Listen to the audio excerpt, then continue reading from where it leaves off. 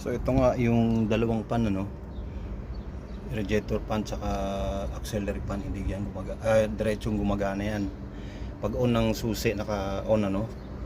So yung nakita natin dun sa computer, nanggaling sa computer yung nagtitrigger na ground. So ang gagawin natin, ito lang naman yung, so tanggalin natin yung isang relay para maplano natin yung gagawin, ano. Yan, buo pa tong dalawang relay, hindi naman siya sunog eh. Kahit yung nandun sa ano, hindi naman sunog eh.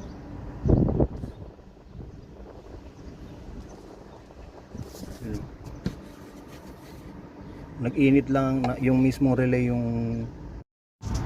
Alright, so ito na nga, hindi natin pwedeng ilagay yung ano, yung dalawang relay, no, dahil yan, binaliktad na muna natin, tapos wala na munang gamit yung nandun, ano, yung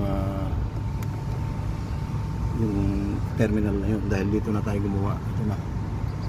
Ito na yung, so ito ngayon nagkaroon ng problema yung RD1, ano, RD1 Gen 1 CRV, lagi naka-on yung computer. So na check natin dito sa linya na to yung triggering ng negative, lagi naka-on yung dalawang relay para sa radiator fan, ano.